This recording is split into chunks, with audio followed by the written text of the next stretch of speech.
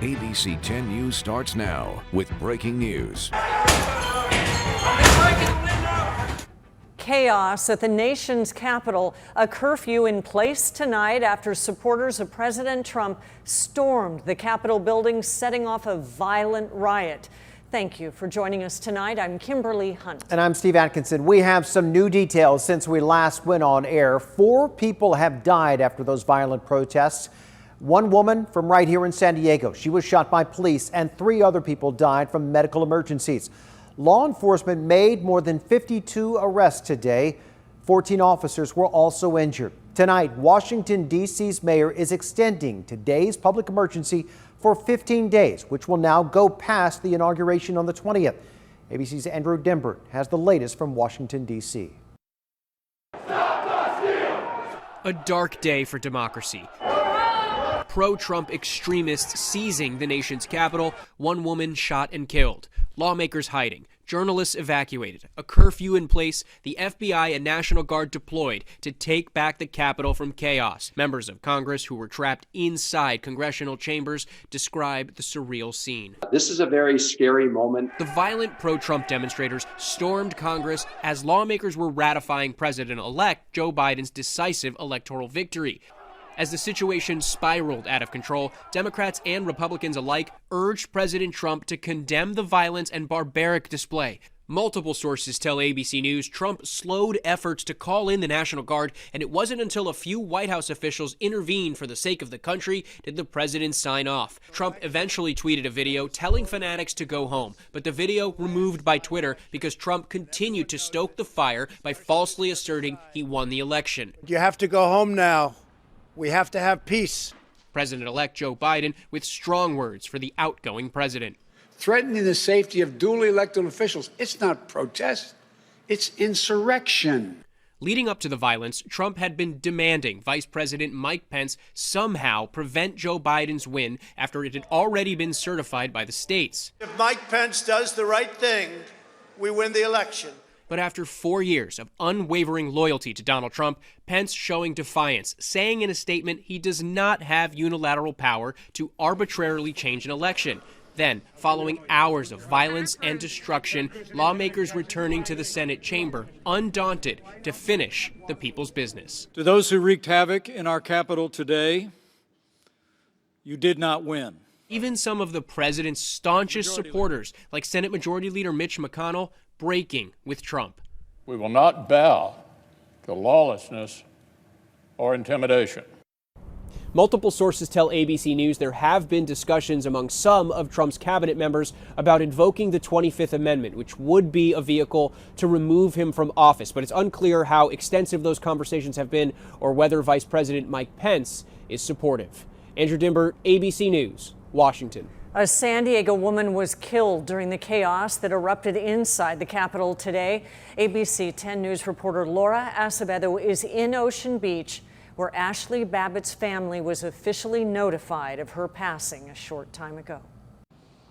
Ashley Babbitt lived here in Ocean Beach with her husband, Aaron. According to her social media pages, she traveled to D.C. on Tuesday to take part in today's protest at the Capitol. She has been a vocal supporter of President Trump on social media and took part in the boat parade back in September. She was a veteran of the Air Force, grew up in Lakeside, and most recently ran a pool service and supply company. Although she hasn't been identified officially, the Metro Police Chief says Capitol Police shot her as protesters tried to break through a barricaded door at the Capitol. In Ocean Beach, Laura Acevedo, ABC 10 News. And we continue our team coverage tonight with our 10 News anchor Derek Stahl. He takes us inside the most shocking moments outside and inside the Capitol building. In the halls of the Capitol, crews set about the work of restoring the 228-year-old facility, while inside the Senate chambers, Violence never wins. Freedom wins. lawmakers resumed their work finalizing Joe Biden's victory, but not before condemning the attack that shook the Capitol. What happened here today was an insurrection incited by the President of the United States. Several Republican lawmakers dropped their objections to the results. Count me out. Enough is enough. A small sign of unity after nearly 4 hours of violence. The scenes of chaos outside America's symbol of democracy started around 11 a.m. Pacific. Pro-Trump demonstrators pushed past barricades and Capitol Police. New video shows rioters prying open a door and getting inside after smashing the window. A lone Capitol Police officer tries to hold them off, but has to retreat up the stairs. At one point, a woman wearing Trump gear was shot and later died. Inside the House chamber, lawmakers took cover in the gallery behind seats. Some even donned gas masks as police deployed tear gas to try to disperse the mob. By 11:30 a.m., the Capitol and two nearby buildings were in lockdown, and an armed standoff had begun. Shortly after 1 p.m., President Trump released a recorded message calling for his supporters to go home. We had an election that was stolen from us. It was a landslide election, and everyone knows it, especially the other side.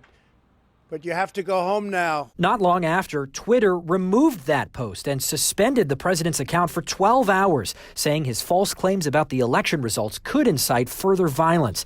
Facebook and Instagram took similar steps. Derek Stahl, ABC 10 News.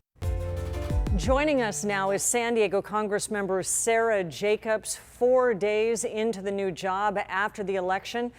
Joining us now via Zoom to tell us about the day. First of all, Sarah, we are so happy you and everyone else in the chamber is okay tonight. Thank you at this very late hour for joining us. Of course, happy to be here and talk with you about today's events. And I, too, am very grateful that the loss of life wasn't more than it ended up being. Describe where you were, what happened from your perspective.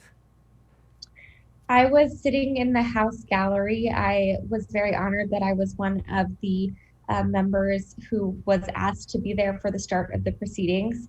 And we had very little indication that anything was wrong until all of a sudden we got some alerts on our phone that some of the office buildings were going to be evacuated. Shortly after, we saw Capitol Police running behind us.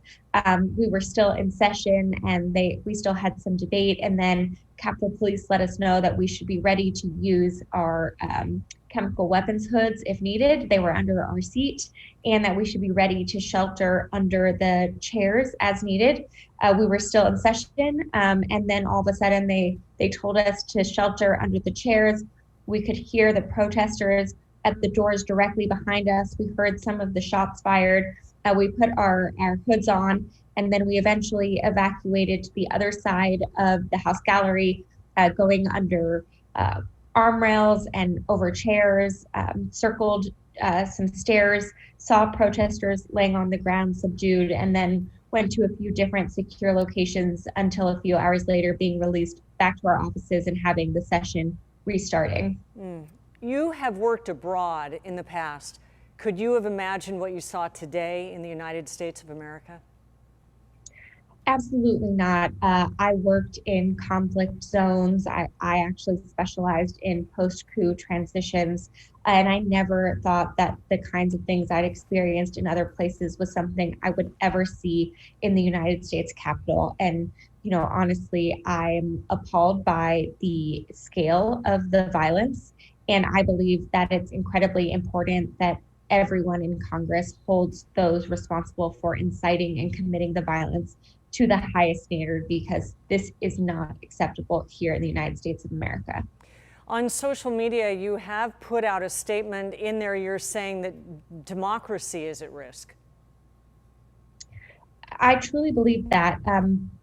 I have worked in countries where we've seen similar incidences. Honestly, if I was still at the State Department and something like this was happening in another country, I'd be writing a cable about how there was this coup attempt and how the United States needed to stand up for democracy. And so I really do feel like this is an inflection point for our country. This is a very dark time. It was clear that the people who were coming into the Capitol were coming to disrupt the proceedings. I believe that the President of the United States, by inciting this violence, committed treason and should be impeached.